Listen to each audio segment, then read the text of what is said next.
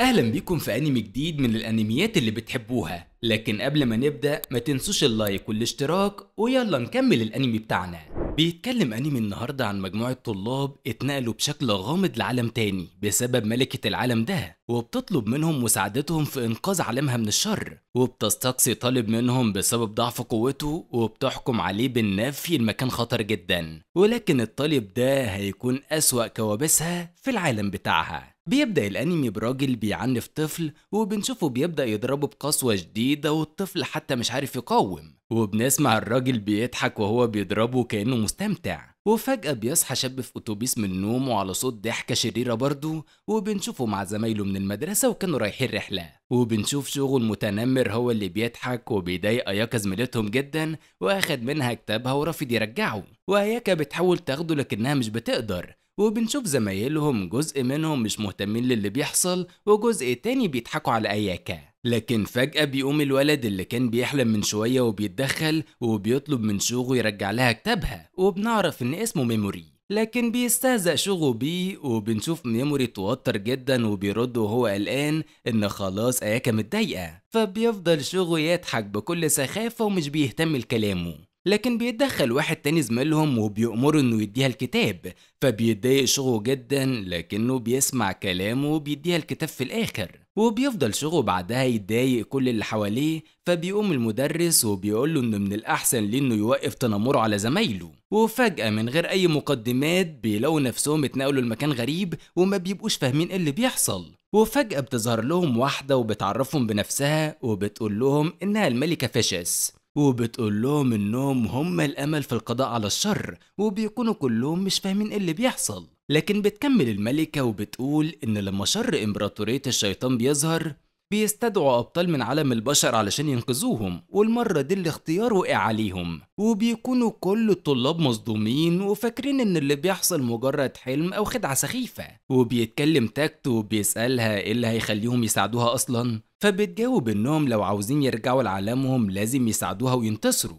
وبتكمل الملكة ان شرط الرجوع لعالمهم ان يكون معاهم جوهر ملك الشياطين ويحطوه في بلورة في سلسلة ملكية، ومش هيقدروا يوصلوا له الا لو قتلوا ملك الشياطين واخدوا قلبه، او انهم يهزموه في معركة فهيخرج منه الجوهر. فبيتعصب شوغو وبيقول لها ازاي تحطهم في الموقف الخطر ده وانهم مش هيساعدوها، فبنتفاجئ بالملكة بتترجى انهم يساعدوهم وبيبقوا كلهم مصدومين. فبتتدخل اياكا وبتسألها هي ازاي شايفة انهم ممكن يساعدوهم وانهم مجرد بشر عاديين من غير اي قوة خارقة، لكن بترد الملكة انهم كلهم عندهم قوة ولكنهم ما يعرفوش، وبتقول لهم انهم هيكتشفوا قواهم دلوقتي. وبنشوفهم كلهم مجتمعين في مكان وبيبدأوا واحد ورا التاني يروح عند بلورة التقييم السحرية، وحسب شدة إضاءتها بيعرفوا قوتهم، وبنلاقيهم كلهم بالفعل عندهم قوة ولكن باختلاف شدتها، وبيتقسموا بعدها لدرجات على حسب مدى شدة القوة.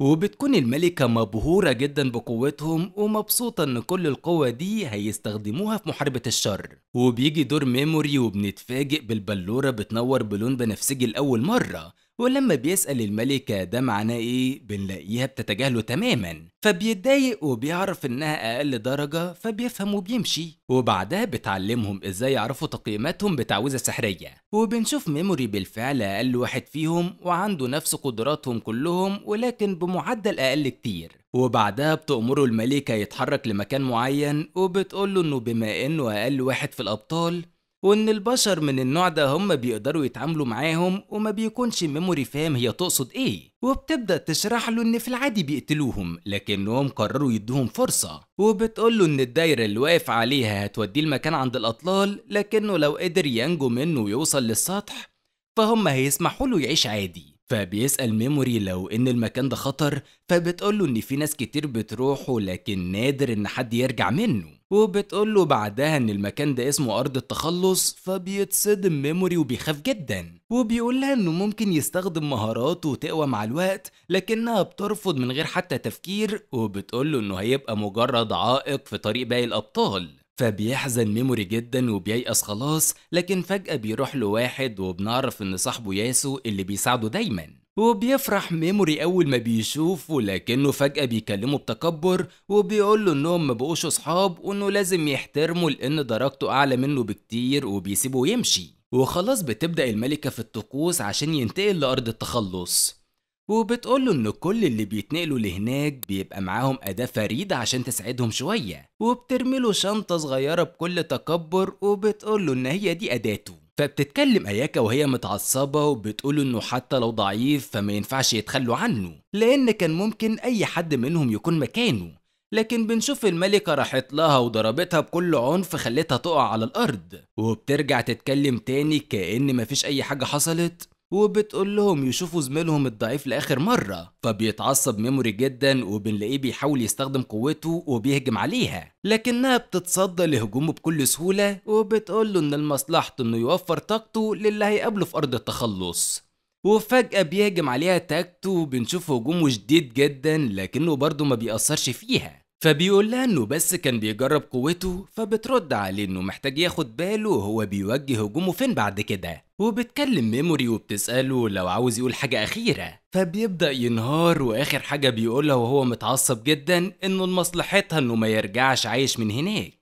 وبيوصل ميموري لأرض التخلص وبتكون ضلمة جدا، فبيستخدم الأداة اللي معاه علشان تنور، وبيشوف جمجمة على الأرض وبيتخض. لكن فجأة بيهجم عليه وحش ضخم جدا، فبيهرب ميموري بأقصى سرعته لكنه بيحصله. فبيقرر ميموري يقف ويواجهه، فبيخاف أكتر أول ما بيشوفه، لكنه بيشجع نفسه وبيفتكر سخرية زمايله منه، وبيستخدم سحره بكل قوة وبيقدر يجمد الوحش في مكانه. وبيتصدم انه نجح وبيقوم يجري بسرعة جدا وهو مش عارف اذا كان مجرد حظ او انه فعلا نجح. لكن فجأة بيظهر له وحش تاني فبيتخض ميموري، لكنه بيقرر ما يهربش ويستخدم نفس التعويذة فبتنجح برضه. وبيفتح يشوف تقييماته فبيلاقي ان معدل السحر عنده بدأ يقل لانه استخدمه كتير، وبيتفاجئ بالوحش الاول راجع يهاجمه بعد ما راح مفعول التجنيد. وبيفتكر ميموري تعنيفه وهو صغير وبيتخيل شكل الملكة وهي مبسوطة لو مات، فبيقول بكل تحدي ان جه وقت الصراع علشان يعيش. وبيحاول يستخدم عليه نفس التعويذة لكنها مش بتنجح، وبنعرف انه ما ينفعش يستخدم نفس التعويذة على نفس الوحش اكتر من مرة، فبيستخدم تعويذة تانية وبالفعل بينجح. وبيلاقي بعدها ان خلاص مخزون طاقته السحرية بيخلص تماما وانه بدأ يستخدم من طاقة جسمه، وبيهجم عليه وحوش كتيرة جدا وبأعداد كبيرة، لكنه بيحاول يتصدى لهم لكنه بيكون خلاص بيضعف جدا. ولكن قبل ما يستسلم بيتفاجئ ان قوته السحرية معدلها اترفع من تاني من نفسه وما بيبقاش فاهم ايه اللي بيحصل. لكنه بيشوف بعدها ان واحد من الوحوش مات، وبيفهم انه كل ما يقتل وحش كل ما تزيد قوته السحرية، فبيستمر في مواجهة الوحوش بكل شجاعة. وبيتفاجئ كمان ان مستواه بيعلى فبيتشجع اكتر، وبيجمد كل الوحوش اللي موجودة مرة واحدة، وبيبدأ بعدها يقتلهم واحد ورا التاني، وبتزيد قوته السحرية وبيرتفع مستواه أكتر. وبيفتح تاني بعدها يشوف تقييماته وبيلاقيها زادت جدا بشكل ملحوظ،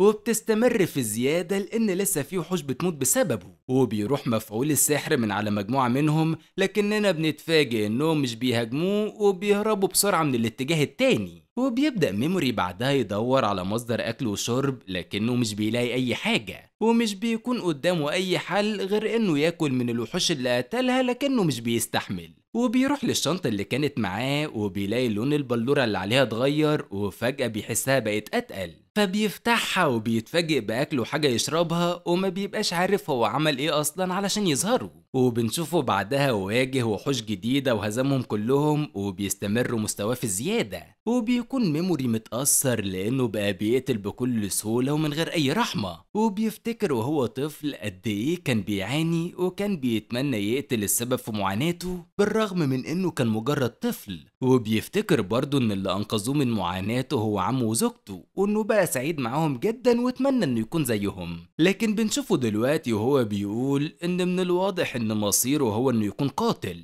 وبيقول لنفسه إنه خلاص لازم يتقبل شخصيته الجديدة. وبيكمل طريقه وبيوصل على مكان مقفول وبيشوف عنده بلورة، ولما بيستخدم سحره عليها بتفتح له باب، فبيشوف 2 ماتوا وتحولوا لمجرد هيكل عظمي.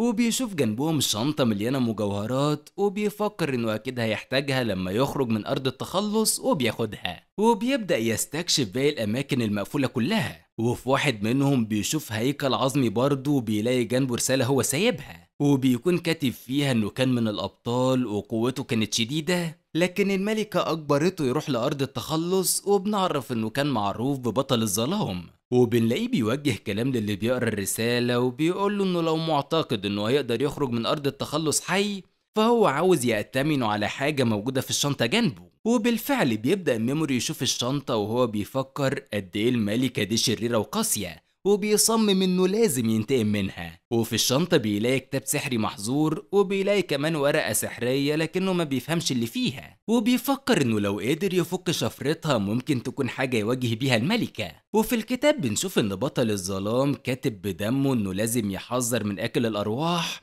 فبيتخض ميموري لكنه بياخد الشنطة كلها وبيكمل طريقه. وبيوصل عند مكان مات فيه ناس كتير، وبيشوف بوابة ضخمة وبيخمن إنها ممكن تكون الطريق للسطح، لكنه بيكون محتاج لقطعة معينة عشان يقدر يعدي، فبيروح يدور عليها لحد ما بيوصل عند آكل الأرواح، وبتكون القطعة اللي محتاجها هناك.